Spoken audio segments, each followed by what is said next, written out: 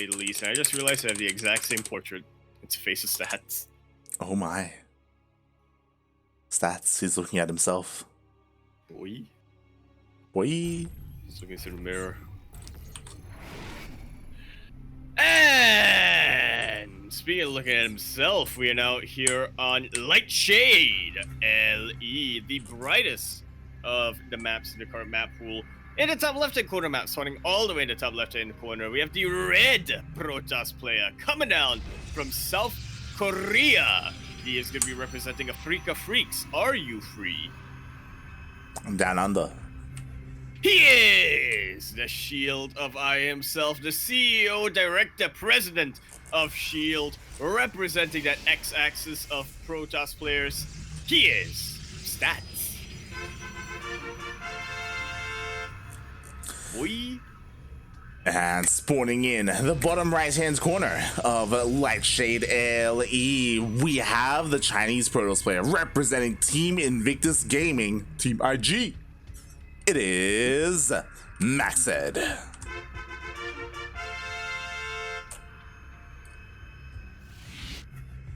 Boy.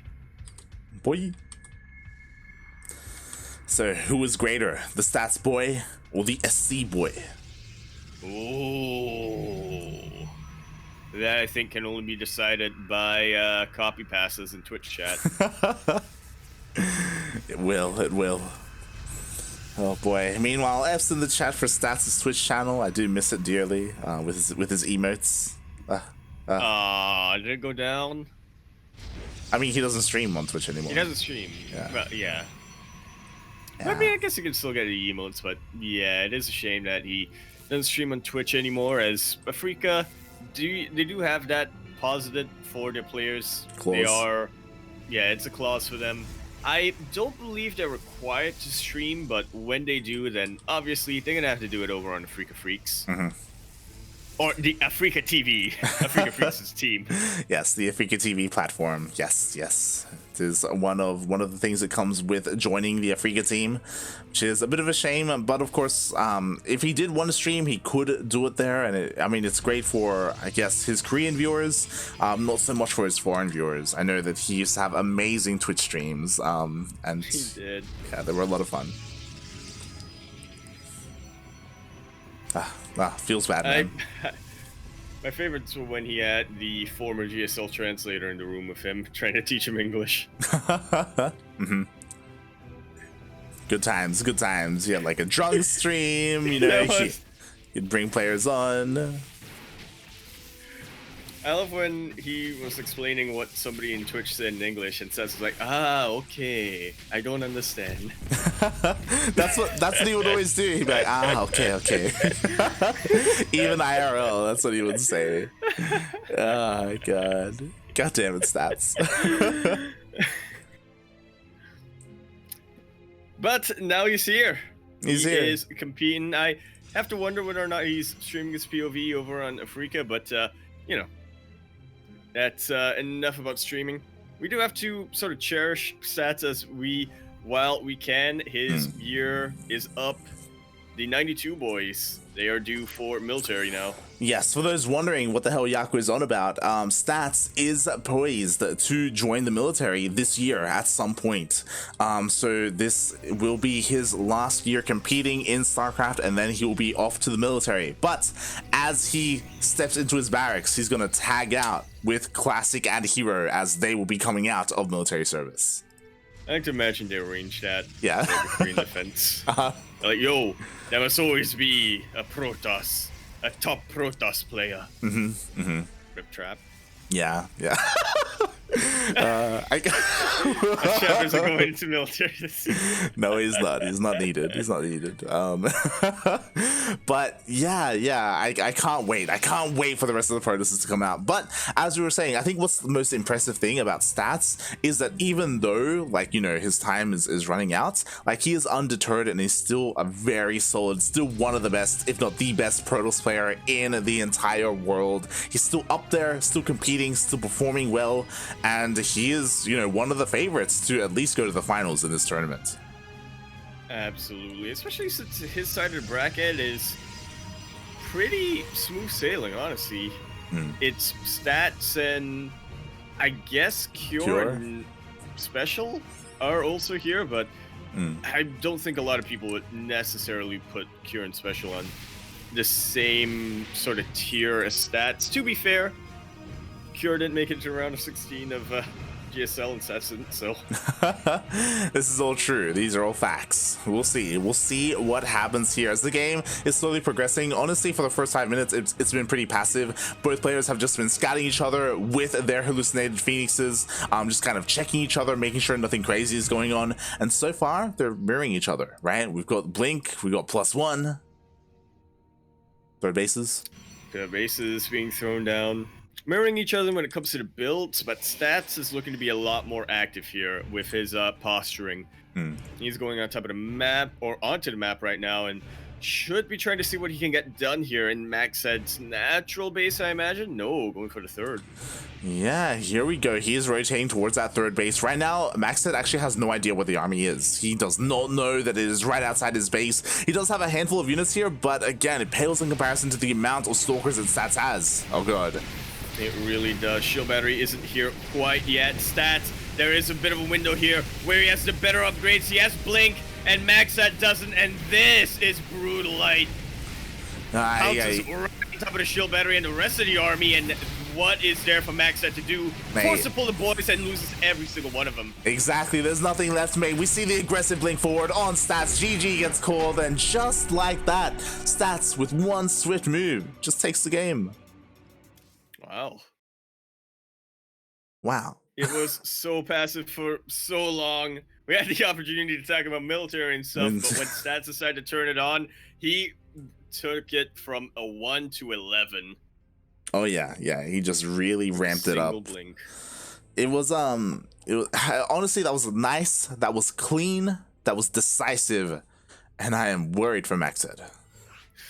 As am I. Stats really shaping up to be a very different player from Nice here. Very different opponent for MacSed to deal with. I feel like his more passive sort of defensive style isn't gonna pan out too well, especially not in Beckett Industries. I mean, I would imagine that MacSed in game number 1, he just really wanted to feel out Stats, be like, all right, let's play as standard as possible, and let's like see how we shape up against each other. And then he saw Stats' like form, and it's like, oh my god, I imagine MacSed has to like turn things up and like be ultra aggressive here, right? Well, if there was ever a map to do so, then this is going to be it, as we load into Beckett Industries LE, the business incubator that cultivates people, ideas, and resources. I believe the last one was resources to I don't remember the full description on their LinkedIn. But it's something along those lines. In the top right-hand corner, map running all the way to the top right-hand corner, the red Protoss player coming down for the land of South Korea. He is be representing Afrika Freaks. Bless these reigns. Down. Yeah, he is the president of S.H.I.E.L.D. He is Stats. And spawning in the bottom left hands corner of Beckett Industries LE, we have the Chinese Protoss player. He is blue. He is representing Team IG. Invictus Gaming. It is MacSed. And so far, it does seem that the Stats boys are winning out to the SC boys. But we'll see. There is still plenty of time to turn that around, SC boys. Every single one of you in the chat, go call up Sikwa, call up Jesha, call up Time. Tell every single one of them we need the SC boys here for MacSed. That we too. I mean, MacSed already had a really good start, taking out Nice, and that was no easy feat. But up against Stats, one of the best Protosses in the world right now. Oh, MacSed, he's struggling a little bit here, already down in the series. And we'll see if he has something cheeky in store for us. Again, game 1 was on Lightshade. It's a map that is well trodden. These players have played so many games on them. Now that we are on a new map like Beckett Industries, then it's going to come down to who really has more experience on this map, even though it's been out for less than a week. Yeah, well, That's a lot you can do in less than a week. Mm. Especially if you're doing customs instead of ladder. Get to cut out the RNG of what map you load into. Yeah, I think the biggest problem is because the GSL season already started, like, the Korean players have less incentive to play the new maps because GSL isn't going to be using them. Absolutely. Oh boy. But I feel like Sats would maybe one of the players who has been playing a bit more on the newer map sets. Of course, he has been unfortunately knocked out of Code A a couple of weeks ago. That he was. So yeah, we'll see what Stats has in store for us. We'll see what both players have. Right now, it's pretty standard. Both players opening up with their sentries. They're going to be opening up with those hallucinated scouts just to make sure they know what their opponents are up to, and even going for their expansions. What else were we really expecting here? To be honest, I was expecting a bit of I was expecting maybe some zealots coming out a little quicker. You can get them across the map on Beckett Industries. Look at them speed zones. Oh yeah, them speed zones are all over the place. We got 3 in the center of the map, so you can just zoom across. But yeah, I'm surprised that like there's no attempt at like a proxy Stargate or a proxy Robo or anything crazy like that. Just MacSed so far playing pretty straight up. What a madman. Who does that? Right? After losing game 1? You crazy.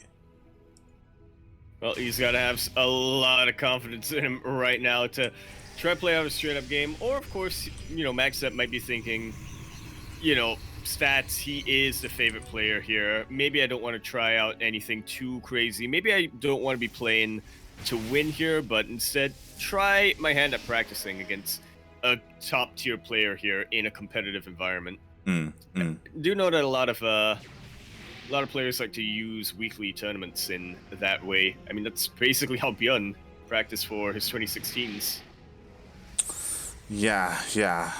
So we could see more of that, definitely. I mean, again, like Stats, when he plays in these events, like he does like put his heart into it, It's not like he plays to win. Oh yeah, of course he does, of course. And I'm sure MacSed is as well. And ooh, Stats throwing down a proxy pylon here towards the south side of the map, and the Haluk does miss it. Barely misses it. What do you have planned here, Stats? Dark Shrine. He does have a Twilight Council though, does he? He does! He does. And he puts a Dark Shrine! I was about to say You'd love to see it. He does have the Twilight Council, so there it is, the proxy Dark Shrine. And MacSed, what do you have for detection? Nothing. There's nothing, mate. He's getting a Robo now. But if he doesn't suspect the DTs coming his way, he might just immediately go into Warp Prism. I would, because of this Robo though, I imagine he's going to get an Observer first. I'm sure Stats would have loved to have rolled the dice and maybe attacked before that happened, but Haluk of Stats does get in, he scouts the Robo, he knows that the possibility of detection is there. He's going to be a little bit more conservative with his DTs, and actually MacSed does scout with Haluk. So it is not going to pan out for him anymore. The DTs won't, but he can always morph them into Archons if need be. That he can, and there we go. MacSed even throwing down some cannons in his mineral lines. Again, just making sure that DTs don't do anything crazy. There it is, a cannon at the natural of an Observer being chronoed out or rushing out. I suppose just having that forward gateway is still going to be pretty useful for Stats, though, because he can reinforce this point. Again, Beckett Industries, very narrow map. Doesn't take a long time to get from one end to the other. It does not. But again, like Stats, he is a little bit behind because of this. Like he did invest a bunch of tech into, a bunch of resources into that tech, into that Dark Shrine, and it's just not going to come to fruition at all for now anyway. So he has to catch up a little bit. Both players are equal in terms of upgrades. Both have 2-2 on the way, but Stats only just now throwing down his Robo Bay, his robotics facility even, and MacSed already working on his first Immortal. Yeah, I do not see Stats pushing into this, getting much of anything done. Maybe he can blink in, get a couple of probes, and try to blink out, but yeah, dedicated push is just going to get shut down by the cannons, shield batteries, and the Immortals. Stats is still pretty far ahead economically, so it's not like he needs to get any damage done. He just needs to make sure that MacSed doesn't pull anything too crazy here, as Stats just catches up on tech. That he does. Not just sec, he even takes a 4th base, mate. Might as well. I mean, he knows MacSed is being aggressive. Yeah, Max said he's playing very scared right now. Like and I don't blame him, right? Like he just scattered the Dark Shrine. He's like, oh my god, I need to turtle up at home. I need to defend. I need to make sure like no damage is dealt to me, and that gives Stats the opportunity to expand like the way he is.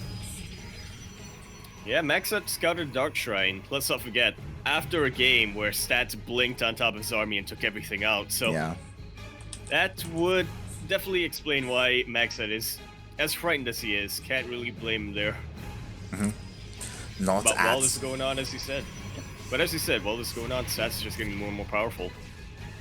Yeah, in terms of the economy, we do see Stats. He did chrono out that War Prism, and he is trying to sneak into the main base, maybe try and test the waters and see if he can pull apart his opponents. So the main army is diving into the natural, does poke and prod, and gets the attention of MacSed. What are you gonna do with that attention, Stats? You're gonna drop Zealots, Stats, please. Please. Go get him. Yay. Come on, don't tease us like that, Stats. MacSed already pulled a couple of stalkers back, it seemed. So the time might have definitely passed. Yo, yeah, Max said he's ready and waiting for any kind of multi-prong attack. He knows what Stats goes for. Meanwhile, Max said he's just warping in more and more zealots here defensively at the 3rd base. This could be what turns the game around for MacSed. Stats pushing into a bit of an inopportune angle here. Beautiful concave for MacSed. But the Archons are now coming in to reinforce. Yeah, meanwhile, at the same time, the War Prism did go into the main base of MacSed, but as we pointed out, MacSed, he does have Stalkers here, and it looks like he will be able to defend in his main, and he even blinks on forward aggressively towards the Archons of Stats. The Archon is so isolated, does get taken out, unable to get their splash damage on top of the Zealots here for MacSed, but when it's all said and done, it seems like Stats is able to thin out the herd. And he's starting to pick up key units here and there. MacSed still well ahead of Stalkers. Beautiful body blocks. Yeah, Max said he took the fight, but Stats, it was so important that he was able to pick off that's Immortal. And it doesn't matter that Stats may have traded a little bit more inefficiently there. What matters is that Stats has the money to replace what he's losing because of that 4th base. My god, look at that. Look at that income difference in minerals. Oh yeah. That income advantage is massively in favor of Stats right now. Meanwhile, Max said he's trying to rotate around, trying to maybe find a weak point in the defenses of Stats. Stats just got 4 more gateways instead of warping in light. I was wondering what he spent his bank on. Oh, this might not be the best moves, but we'll see how the positioning is looking. Takes out the Archon before they can really attack the Zealot. So absolutely huge pick off here for Stats. And it looks like he is starting to turn the tides. He just got +1 armor, and he's blinking right on top of this. Takes out the Warp Prism. No more sustainability. Yeah, exactly. And even though the Stalkers of Stats are starting to fall, he just warps in a massive wave of Zealots, and Stats, he does defend. He did lose a couple of workers here at his natural base, but I mean, he's still ahead in terms of the worker count. He's still ahead in terms of the economy, and Stats, he does push away MacSed. Massively ahead in the workers, and again, he does have that extra base going up. A mad scramble here in the middle of the map. All of the Stalker skirmishes are happening. The Immortal comes in, but it is so exposed. Light immediately gets blinked on, and the Zealots deal with the rest of it. GG is called. Very well fought here from MacSed, but as we were saying, like Stats, he is on another level, and he will be the first semi-finalist. Well, that I know of.